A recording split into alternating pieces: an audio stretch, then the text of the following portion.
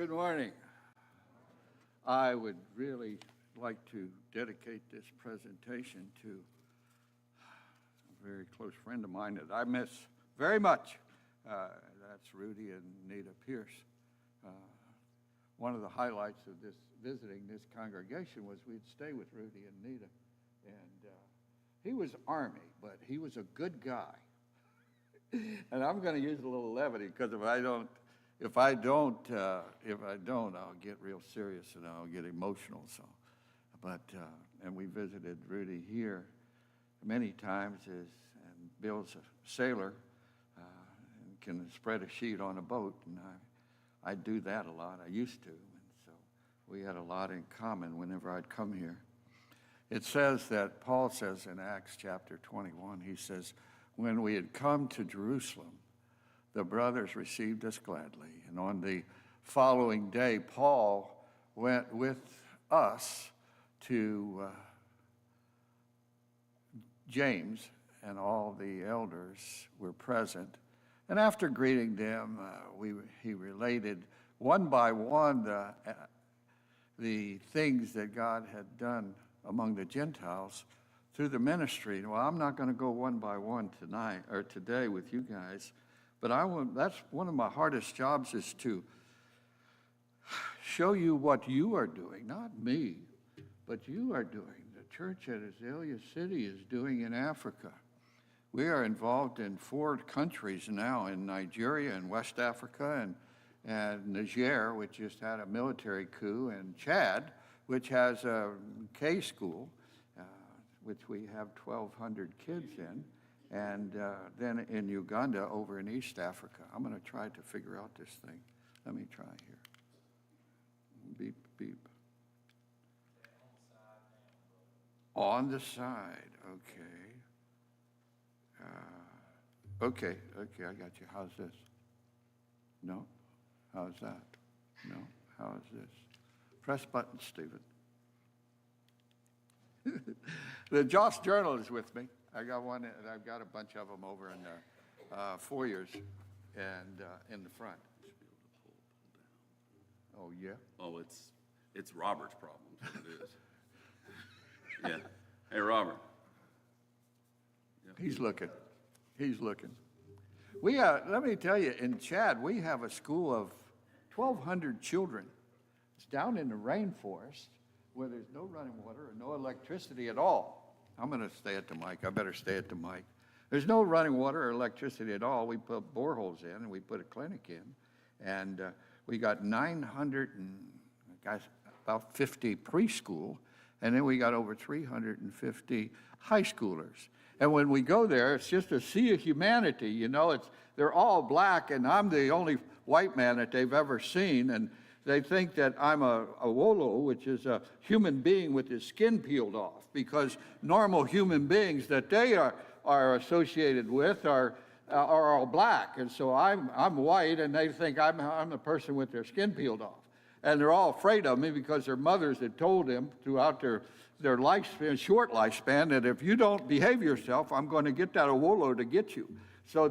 But the other people are thinking, well, if they touch me, I'm good luck. So half of them want to touch me, and half of them want to run from me.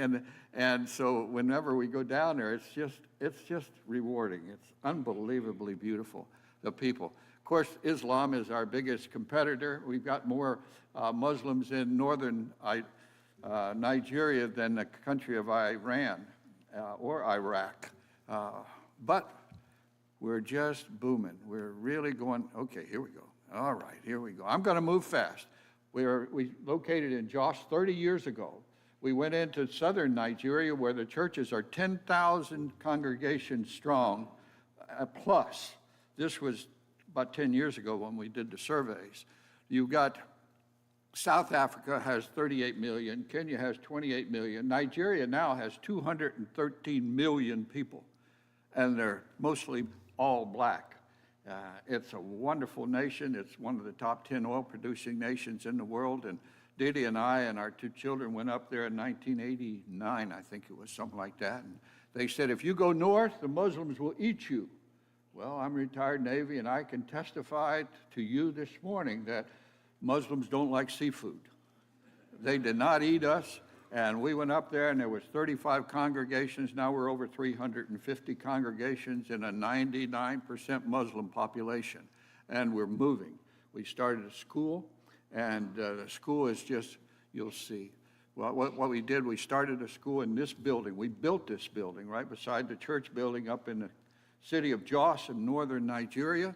We started out with 9 students, and we built us a library, and we put in 40 tons of books into this library. Muslims come to our library to study Islam. We have a section there, and our students have a choice or have a chance to meet with those Muslims that are wanting to study their religion and convert them to Christianity. And they've been successful at it too. So this is our administration building. We built all of these. This is our classroom building. We built all of these with the blocks we made one at a time, 9-inch cement blocks, one at a time with our block machine by hand. And they're all engineered. This is our newest one, or one of our newest ones. This is a male dormitory. It's 56 rooms and 224 students we can house in that. All of our students are male and female. We have 137 students, almost 200 now. But they make their own, they grow their own food, and we don't have central feeding. We have a 2-year course of Bible study, a 3-year course of Bible study, a 4-year course of Bible study, and then we have the 4-year degree course, which most of our students take, which is affiliated with the University of Jos, a college-level course, all of them are college-level courses, and our students can come to Friedharmon University and take their master's degree with no leveling courses whatsoever. We've got the best, I believe, the best staff of college, what would you say, college-level teachers who have, all of them have master's degrees or PhDs.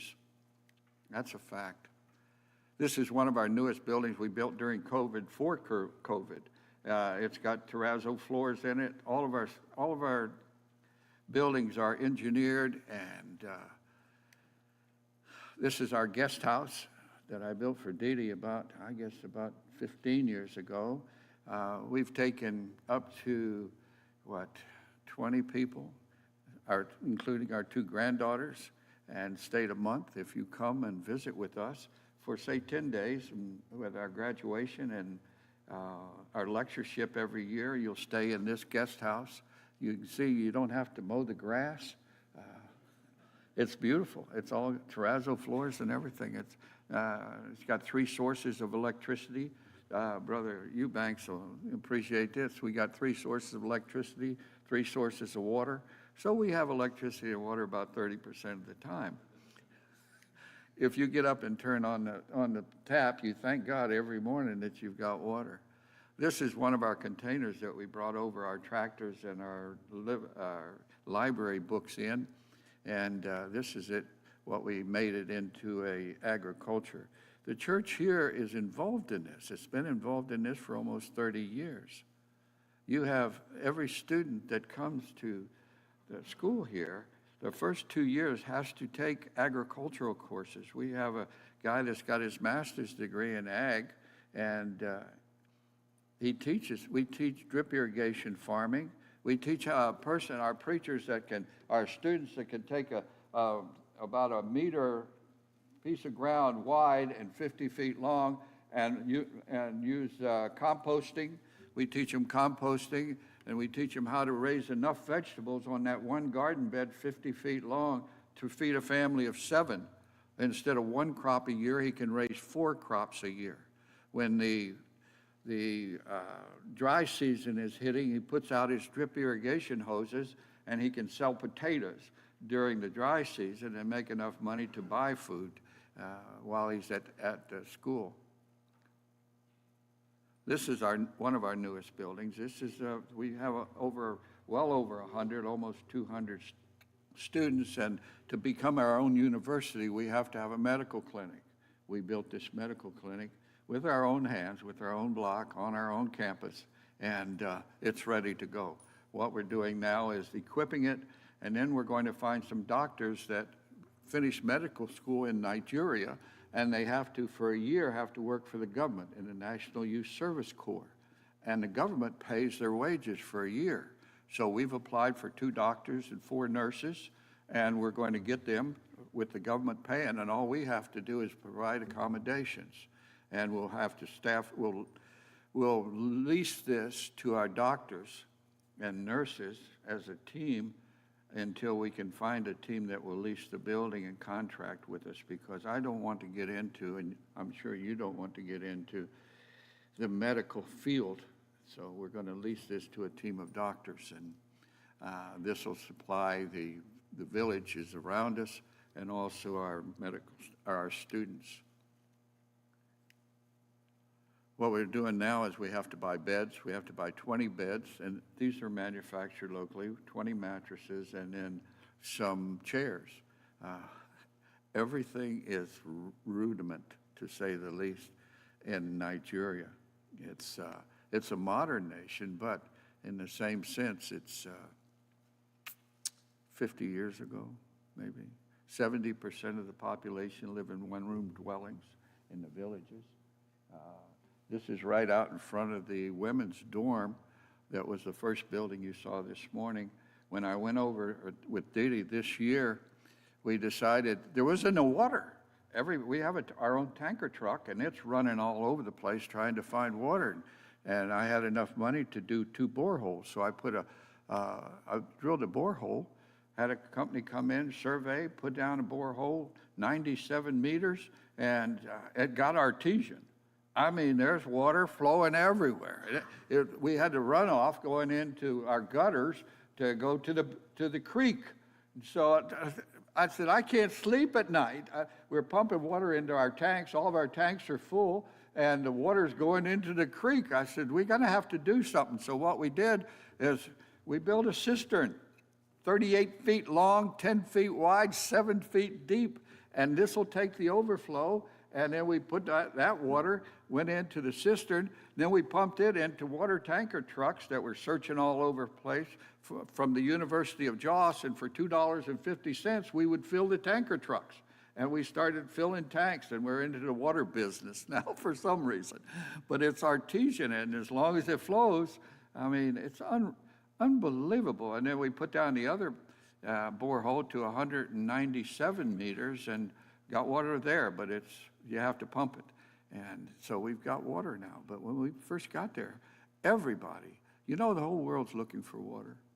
I mean, Georgia and Alabama's fighting over water. California and Nevada's fighting over water. If you look at in the countries in the world that are struggling with each other, and you look close, it's water. You've got to have water. The villages are located in Nigeria. They're located near a stream. So we don't have that problem right now. We've got more water than we can use, and we're supplying the University of Jos. And it's just God providence that you do the work, you prepare the field, and the Lord will send you blessings to fill that field, whatever you want. And that's what we've done. In the years that we did this work, we found the right people. He's given us the right people, and it's just a blessing to graduation every year. This is our new building that we built with the activities building for COVID for our classroom, and we've got 12 countries that are sending us students to study the Bible in Asia and in Africa now. And it's only just going to get bigger when we become our own university. Because right now our students can go with a 4-year university affiliation with the University of Jos, but we become our own university. The only student from one of the few countries, or one of the countries we don't have, is an American student. So if you've got somebody that you want to send for a 4-year degree, accredited degree, we can work it out. We can stay in our guest house and get a 4-year degree in Bible from the School of Biblical Studies, Jos. Our new university, we're going to call the Sunlight University, which is SONLIGHT. And it's going to be fully accredited. Right now, we have to buy 100 hectares of land to make our application through the University Commission of Nigeria. Our 100 hectares of land is 247 acres, and we're going to buy 247 acres, Lord willing, start the process. It'll be a 3-year process, and in my lifespan, I hope, and in yours, we'll see the Sunlight University in Africa with students coming from all over the world. This is our graduation that we had in 2022 after the COVID, because we ran classes all the way through the COVID. We did our construction all the way through the COVID. We graduated an average of 40 a year. So that year we graduated, I think, 120, both male and female. The girls, we had 3 girls come from Liberia on a bus, and because they wanted to study the Bible and teach ladies classes and Bible classes. They did 4 years and got their degrees and went back to Liberia. Right now we've got 6 foreign students. We got 4 from Chad, 1 from Cameroon, 1 from Uganda. So we've got foreign students that are coming in and getting their degrees. This is our cistern, of course, and then let me show you this one. This is our graduation of this year. And 24 students graduated, 18 received their BAs, which is their 4-year affiliated degrees from the University of Jos. And the valedictorian of that year, this year, stood up and said, this is what he said. There's a good quote, and I thought, well, I need to put this down. He says, he addressed the student body, and he says, today you are joining an exclusive group of over 600 dedicated Christians who have graduated from this institution. Men and women who, under the leadership of Brother Naphtali Dagasama, who is one of our teachers, converted over 13,000 people on their weekend evangelism program. We have 2 cardinal rules that we established when we built the school. One was we're going to turn out students that are Bible equipped, that know the text, know the scriptures. The next is all of our students will be able to talk to the man in the street. We're not going to turn out pulpit evangelists. We're going to turn out evangelists that can preach the word. So every teacher, every student, every weekend that they're at the School of Biblical Studies, Jos, spends the weekend in evangelism. They go off campus. They're assigned different places around Jos, and they do evangelism on the weekends. And then Monday through Thursday in our chapel, we give our evangelism reports. 13,000 we have baptized. That's documented. That's not counting our campaigns. That's not counting our summer campaigns. That's not counting anything else except what Naphtali Dagasama, one of our first teachers, started this program, and he documents this and does all the assignments. 13,000 new Christians that are studying the Bible and preaching the word. This is our staff. This is all the people we have on campus for all of our students. This is our teachers in the front row, and then our staff. This is the people that keep everything running, the water, the electricity, and everything else. We have 13-acre campus, and you saw the buildings. This is our teaching staff. We've got 12 teachers. Let's see, 4 of them have PhDs. This year 4 of them received their PhDs. So, and all of our teachers, our Bible staff, have their master's degrees. One of them is doing the first Zoom master's degree from Freed Harmon on campus this year.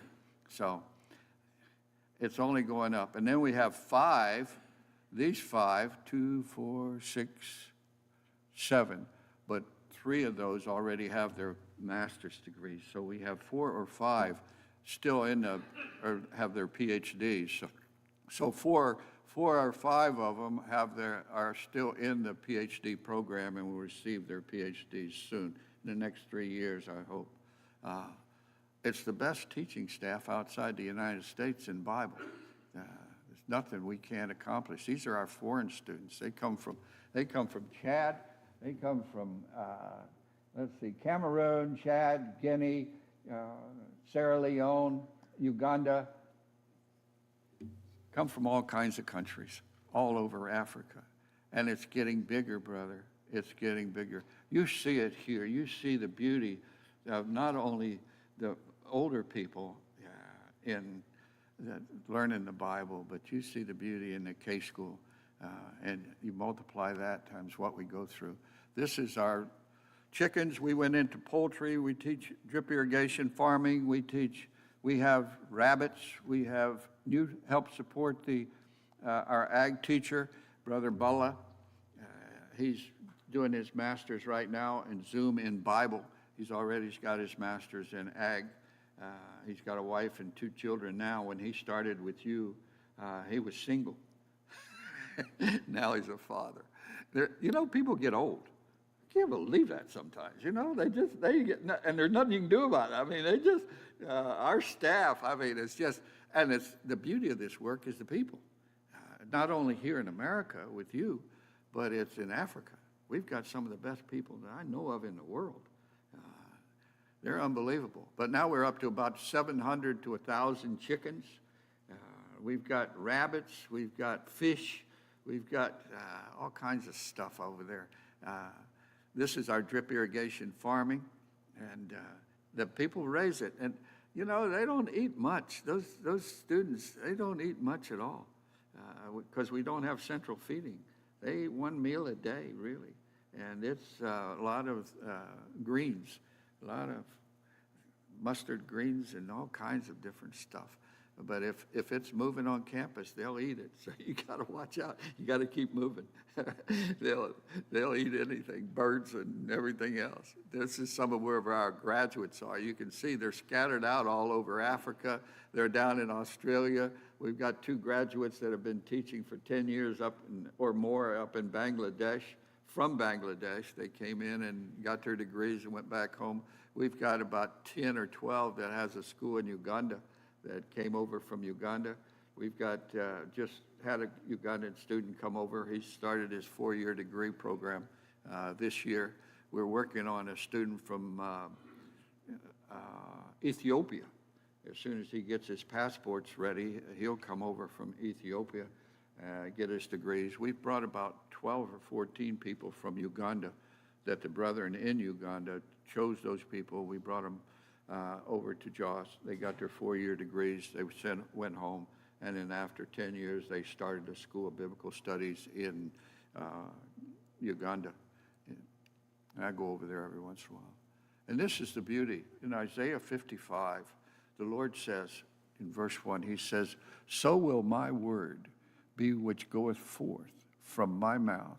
It will not return unto me empty, without accomplishing what I desire and without succeeding in the manner from which I sent it." The power is not in me. The power is not in you. The power is what's in us through the Holy Spirit and the Word of God, that we can just sow it. Just sow it. Just talk about it. And the Word is where the power is. The Word is what convicts. The Word is what changes lives. The Word is what starts congregations. The Word is what convicts sailors and soldiers and policemen and wives and husbands and evil people. I mean, evil people. That God loves them and they can become God's children and join the family, be added to the church. And that's the beauty of working in the mission field or the neighborhood, our neighborhoods. In northern Nigeria is where we're located. We're located just out of the red area. That's the terrorist organizations now in Nigeria. And we're starting to do extension training centers. And what we do is we've got churches all in those areas, and we send our staff out to those training centers, and they train the locals for 2 months out of the year, 1 month in December after the harvest and 1 month in June before the harvest.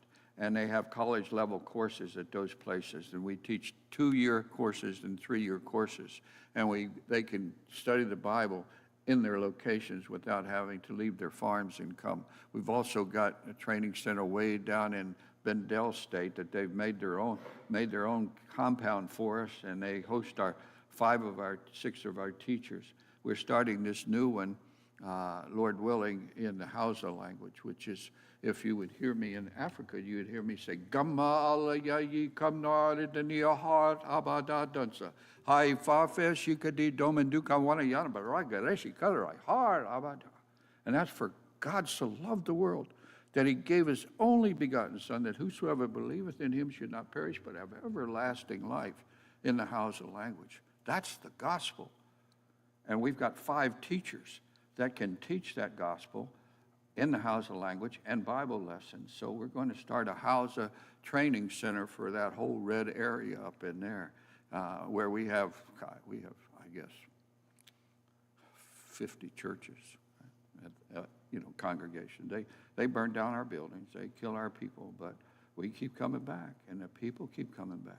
The people keep learning the truth, and the people will do anything to be saved. And that's what they do. Some of them sacrifice their lives. They're the greatest people that you'll ever meet sometimes. This is called a tree house. You see that? There's a hole in the bottom. There's a hole in the top. The legend says this is called a bilbob tree in the Bible, okay? And when God made the Garden of Eden, this tree was in the Garden of Eden, and he threw it out, and it landed upside down. It's the ugliest tree in the world, really, to me, and it landed upside down, and this is in full blossom now. But they have pods on this tree that make sugar, that they can get these pods and take them off the tree and make sugar for their cereals and stuff. Then they take the small leaves, that's leaves now there, they take the leaves off the tree and make a kuka soup, and maybe throw some other stuff in there, but it's a kuka soup. It's like greens. And then they strip the tree on the bark and make rope. And then they hollow out the tree and live in it. It's kind of like the guy in the mirror that you see. He's ugly, but he's really useful. That's the way I figure it. And that's what that tree is. It's the most useful tree that I know of. And it's called a bilbob tree. But it's really a tree house. They're all over the sub-Sahara and the Sahara Desert. That's your geography. I guess that's your biology, botany lesson, I guess, for today. This is one of our 2 school buses. The preachers came to me in that red area, and they said, we want to hold gospel meetings. We're holding gospel meetings, and preachers are swarming to a village, and they do a 1-week gospel meeting, and we've got to hire, some lights, and we've got to hire, audio system, and we need some help. And so I said, okay. So we took one, and we prayed about it for a couple of weeks, and we took one of our buses that we got from Murray, Kentucky, and shipped over there years ago. That runs good, and I gutted it out and took all the seats out, the 11 rows of seats, and put a big rack on the top for luggage. And you see the black section there. We brought one of our mechanics in, and he cut a hole in it for me, and it comes down, and you have a speaker platform that lowers down. And then we put an audio system in it, our consoles in it. We put a 6-foot camping bed in there with a sofa, and it's got a 10-foot screen on the side that you can pull down. We have a portable baptistry, the green part there, that it fits into a backpack, weighs 35 pounds. It's got a Herculite tub on it, and we can fill it with water, and we can baptize there, the speaker platform. And then we've got a 7 kVA generator that we cable to a tree and run it in and plug it into the bus itself. And we've wired the bus for 220 so we can have the lights. We've got the big floodlights up on top. And it's our gospel meeting. We call this a salvation station. And we lease this to the groups of preachers or the congregations that want to have a 1 week or, a gospel meeting. And it gives them all the stuff. Now we have a salvation keeper, one of our graduates who's a preacher. He runs all the equipment. He stays with the station at all times. He's responsible for the station. And we've trained 3 drivers for the buses. And we're going to start leasing these out.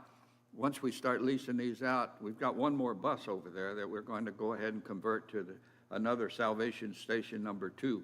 once these things start leased out to the southern churches, the big congregations, then we probably won't see them but once or twice a month. So the station keeper has to be a preacher, and he has to be single, and he's got the best job in the world because he'll be working with the elders throughout Nigeria. He'll be working with all the churches throughout Nigeria, and he'll meet every eligible young woman in the church in all of southern Nigeria. We pay him a salary, but he should be paying me a salary, is what I tell him. I said, sooner or later, you're going to find a girl that you're going to have to put all your money together and buy, because, you know, you just don't get a woman in Nigeria as a wife without a bride price. They all charge money. The daddies do. So most of the men in Nigeria don't marry until they're in their 30s. But it's working. We're moving along with this. Let's see. Here we go. I'm going to get this thing by the time we start. We're over in Chad. When we started working together, there was no Church of Christ in the country of Chad. We baptized our first man that come over to Nigeria as a refugee in about 92, I think. We registered the country. He graduated with our 2-year course, went back to Chad, registered the churches in the country of Chad. We now have in the country of Chad over 40 preachers, our graduates and preachers from the Benin school, because it's a French-speaking country. So the students that come to us have to learn English. This is our school in southern Chad, down in the rainforest. It's like your school here. This is the one we have 1,200 plus students. And I go over and I go down there and I have to live in the village. I spend about 5 days in the village. By the time I have 5 days, I'm ready to come out of there, because it's dry, it's flies, it's dust, it's dirt, it's the kids, it's all the mud buildings that we build have 10 roofs on them. They have 2 classes a day. They have 900 preschoolers and 350 high schoolers. We're building a wall around another section of that campus, and we've got 4 guys graduating from Jos that are going to go back home to this place, and they're going to start a school of learning, a school of Bible learning on 3 acres of land to teach the Bible to our high schoolers that graduate from this school. We call this what is it? I don't remember what the name of it is. It's Mercy School. But it's when you come, this is what, I'm in the middle of that thing somewhere. And it's fun because I buy some cases of cookies when I'm in the capital city, and I bring them down, and then I tell them, you know, each kid gets 3 cookies. So they'll line them up. They don't mob. And this is recess.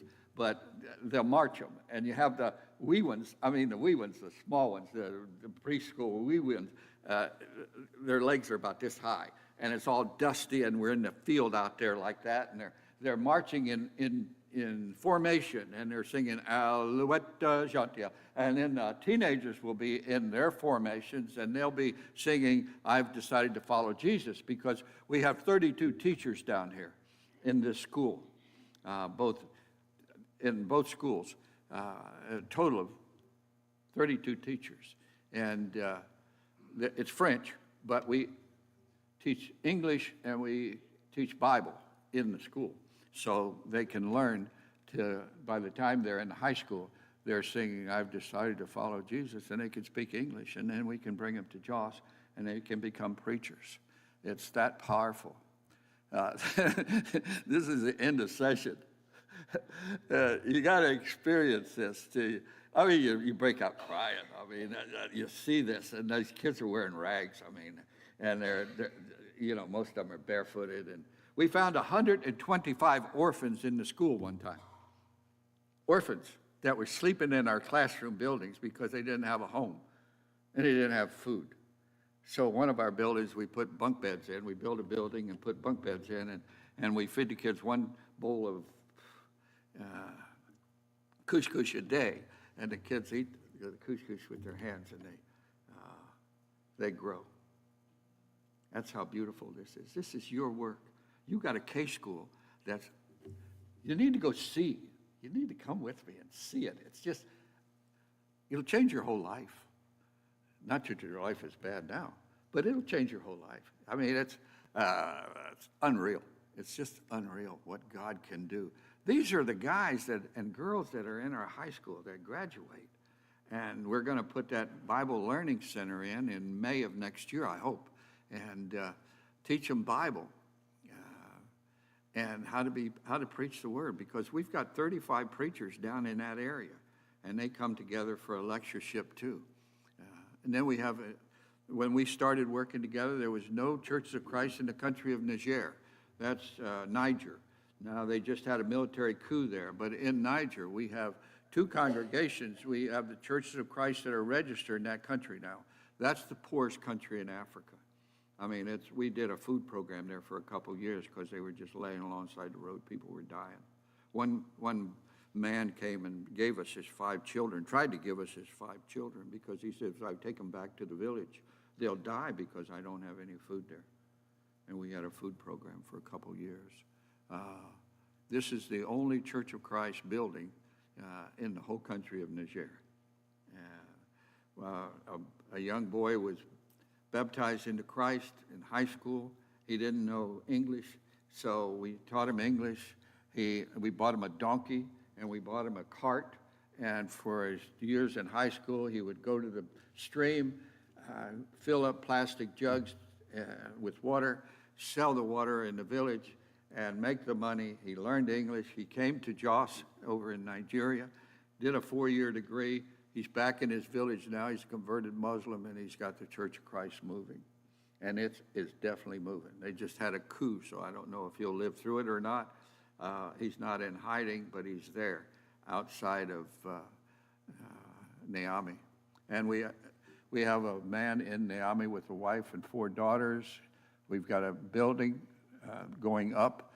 We bought land for the churches there. We've registered the Church of Christ, but we had to send him for a month over into the country of Benin because of the military coup. And his wife and family were threatened, so he's over in Benin right now, waiting to go back. But this is what it's all about. I mean, this is what it's all about. We have the message. We have the message of salvation, which transcends anything. It transcends wealth. It transcends good health. It transcends everything. Everything that we know, this message transcends it. And that's the beauty of it and the simplicity of it, because we can take it with us wherever we go, be it in the jails, be it wherever it is. And that message has the power, and the power changes lives, and the lives change countries, and the countries change civilizations. And we have the power of God within us to do that. And it's mind-boggling sometimes. I always leave a few seconds, minutes, whatever. You got any questions for me? My wife was with me. We're Asian. So we're having fun. Jesus said, no one comes to the Father except through me. I'm sorry? Jesus said, no one comes to the Father except through me. That's it, and that's the beauty of it. And that's not condemning anybody. My Muslim friends, I got Muslim friends that call their boys, their 3 boys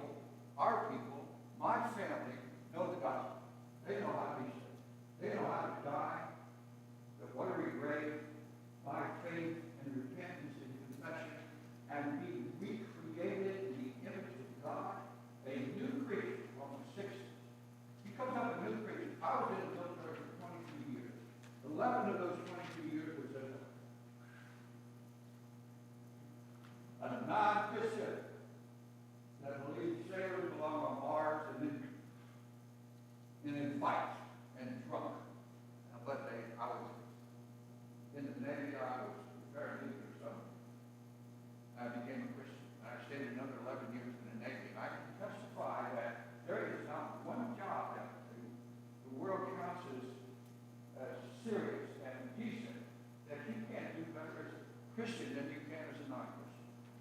My first 11 years was in Vietnam as a non-Christian. My second 11 years was repairing nuclear submarines as a Christian. Unequivocally, the second year, 11 years in the Navy were enjoyable.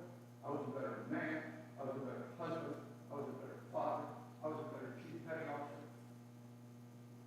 I was a better person because I was a Christian. I was respected by people that didn't believe in God because I didn't come in wrong and take it out on the ears. See what I'm saying? Any more questions? We're going to go back.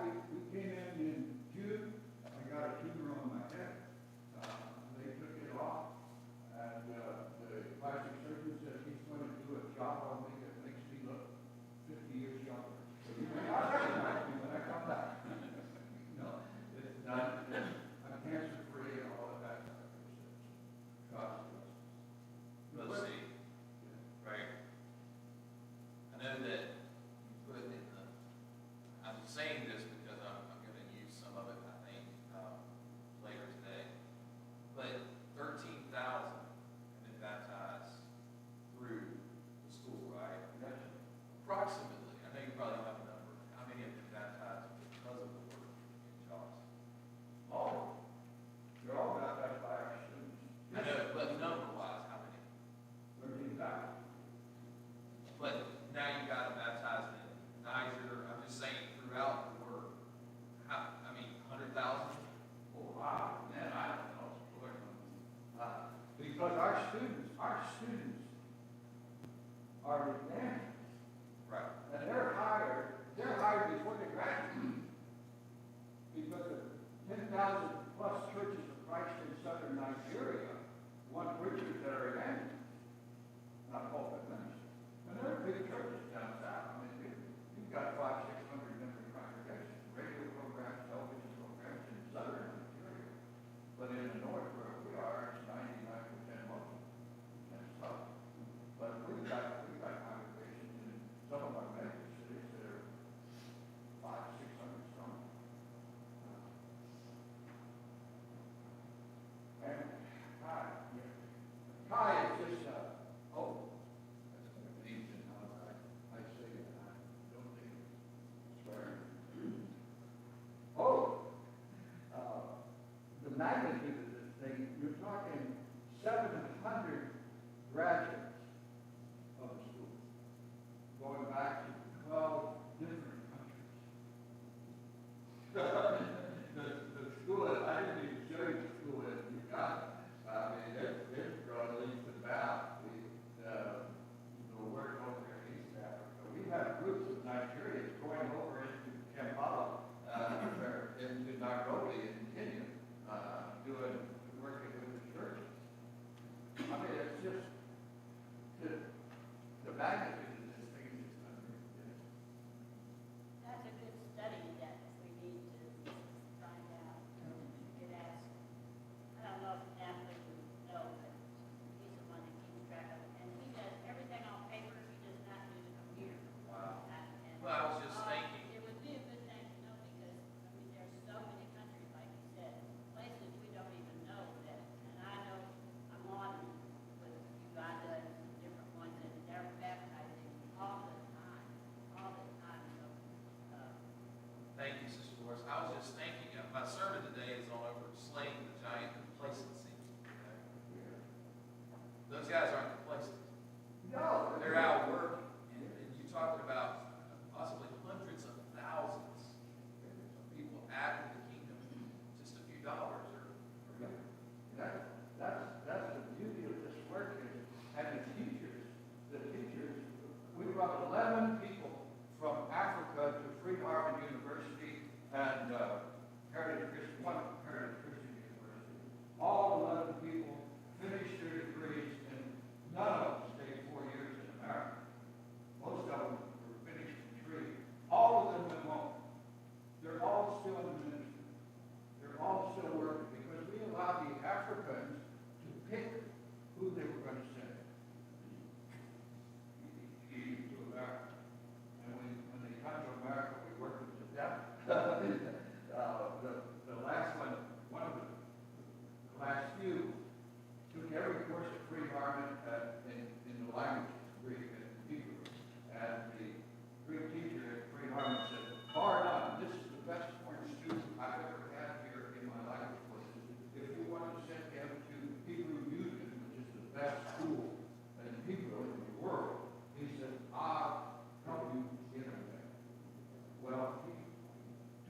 language course and never got a B.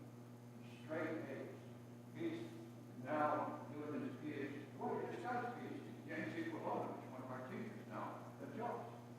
He's teaching at a 350-member congregation full time, and he's teaching our courses at our school as one of our college professors. And he's got his PhD this year. He has a PhD.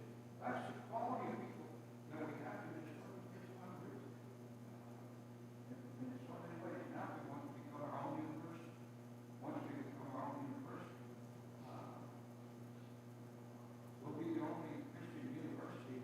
See, Africa's not a country. Africa's a continent. It's got over 50 countries in Africa. It's huge. To fly across the United States by jet takes 3.5 hours. To fly from Cape Town to Cairo takes 10 hours. It's massive. In 100 years, the projected birth rate, present birth rate, in the world today, the most populated country in 100 years will be Nigeria. That's a fact. And we've got 10,000 plus churches Christ in Nigeria around the seas. Yes. It's, really nice to see the Baptist priest in America. If you look at the Baptist people being baptized in these countries, they go wherever the water is, try to chase the alligators in the sun. They have to walk to where they're at, or, hire something, a vehicle to go. So not only do they suffer through all kinds of stuff, but then they go in that water, but God has never let any of them die. There, no matter what the water. So, we have to comfort, because we, a long time ago, we worked in the Tennessee River, the Mississippi River, the pond, or whatever you had. And so, God bless you, us, all this comfort. They've got mud benches in some places, little rocks in some places. The buildings are not this. So, and we are the church all over the world. And we need to realize that we are not just the church in America. We can go into any congregation in the world and walk in and say, I'm a member of this congregation. Because that's how it is. But, God keeps these people going no matter what.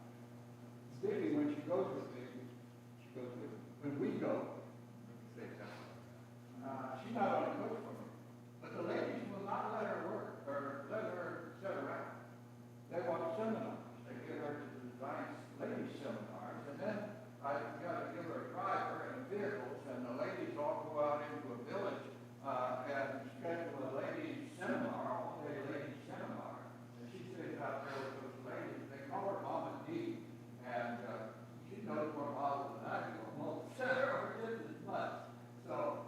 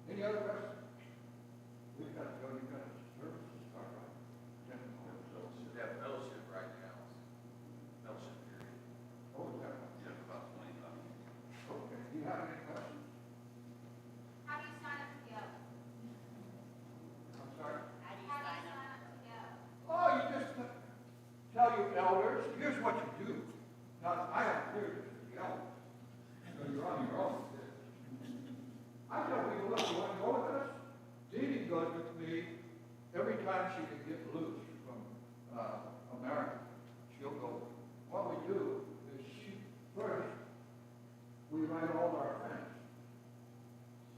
Both of them. And she writes a letter to them and says, look, we're wrong, this is what I'm going to do, will you help? And all our friends send us $50, they send it to the church, you know. Or $1,000, I have a couple of $1,000 friends. Yeah, a couple $1,000 friends. And that part, and the elders always say, you know, we'll make sure that you get, we'll top it off. And you're talking max, you're talking $3,000. That's everything except souvenirs. But we've taken 80-year-olds plus, we've taken our granddaughters for a month. We've taken, Brother Steve, I already know this answer, but some who may not have known you, you might want to just remind them how safe they'll be. listen, we have not lost anybody. We know what we're doing, and we've not lost anyone that we've taken. Now, I tell the elders' wives that decide to come that for $50 extra, I'll take them one way.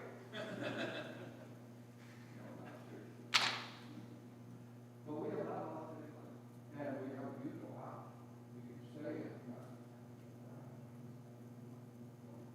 And school is going there. And once we become our own university, it'll open the doors to everything. We can, they'll be Americans, go to Nigeria, and do their undergraduate degree in college. They can do that now. Yeah, that, I appreciate, retiring from the military, going over and doing a 4-year degree in college, coming back. We good in math. And doing a PhD and teaching in school. I got to do prosecution there. But they were a little restricted. Let me finish with the story. You know, I spent 22 years in the Navy, never grew a beard. They wouldn't let me grow a beard back in those days because of gas masks and all this stuff. So when Dee Dee and I got out of the Navy, we went to Nigeria to get into this, and we were in Nigeria for a year. And it's all black. Everybody is black. You don't see white people very often at all, you know. But you don't pay any attention to them, but everyone is just black. And so I worked a year there with the church, and Dee Dee says, I want to go home for the summer. Yes. Okay. Okay, we'll do that. So she said, look, Stephen, while we're gone, will you grow a beard? Never seen me in a beard. I'd like for you to grow a beard. And I said, sure. I will. And so I went out in the bush. She went to America, and I went out in the bush, and I grew a beard.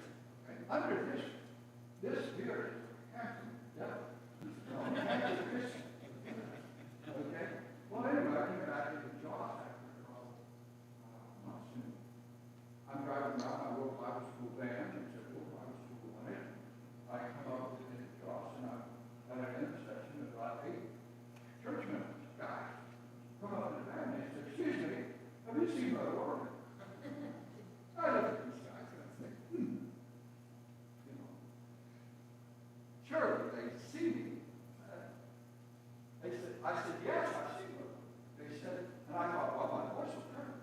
And they said, where is he? You're looking all over for him. And I started laughing.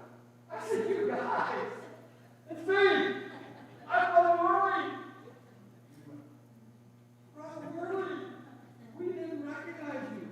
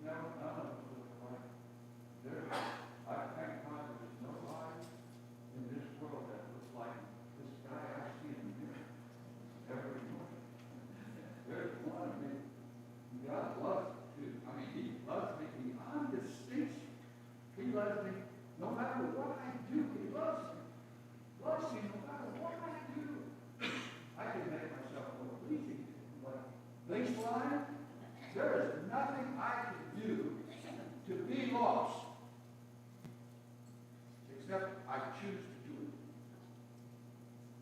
That's baseline. There is no conduct I can do against my will that causes me to be wrong. I've got to will. I've got to decide to do it. And sometimes I'm bullheaded enough to do some stupid things.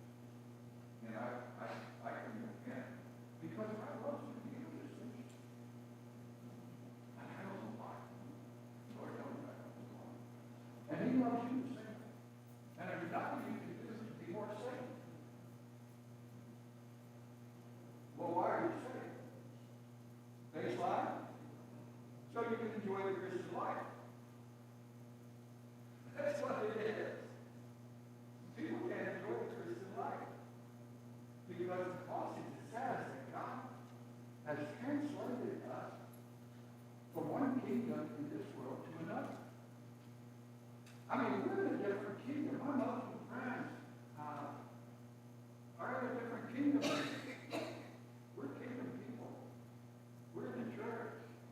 But we're in the kingdom of light. Not in the kingdom of darkness. Bless their hearts. No matter how rich they are, no matter how wealthy they are, no matter how much they have, no matter how beautiful they are, bless their hearts, they're stumbling around in the kingdom of darkness. And that's hard for us to see sometimes, unless we're real careful. But once you see that, then you say, hey, God, you look at my friend. You're a good friend of mine. You believe in God. And you don't own their words. You don't listen to them. I'm preaching. You don't own their words. They can say anything they want to. And you don't have to say anything except, well, that's an interesting concept. Well, what do you think about Alabama football team? That'll change something. You own your word, I own mine. I'm not responsible for your words. I'm responsible for mine. I decide to be your friend. Nothing you can do to disqualify yourself. Except conduct yourself in such a way that I disqualify. I decided to be not my friend anymore. Agreed? See what I'm saying? And that sets us free. I cannot, what do you say? You cannot cause anybody to be lost. That's the cardinal rule of a Christian evangelist. You cannot, let me repeat, you cannot cause anybody to be lost. What are you going to do? Make them lost first? I'm talking about outside. You're going to make them lost first. How can you do that? They're lost. They're either lost or they're saved. So you can cause them to be closer to you by telling them who you are and what you do and how you love God. And if they don't buy it, fine, they didn't buy it with Jesus. Better than Jesus? They ain't no way. Some of them are going to walk. Some of them are not. But you can testify to your Christianity and your Bible studies and your knowledge to the point that you don't want to lose, you don't want to lose them as a friend. That's so my husband says they love me, but I read the Quran, I read the Hadith, and I've talked to them about their religion, and I can tell you stories. And they're sincere. They love Muhammad. They love Allah. But it's not like that. And they know it's not. Yeah. I hate to stop you, Brother Worley, but our young children need to come in and do their feet vows. Super. Appreciate y'all. If you want to come with us, we're going to be leaving, well, May. It's a good time. We'll have the Josh Journals here. Read the Josh Journal. It keeps you up to date. 4 times a year I make this thing up. And everything in it, I can guarantee you, everything in it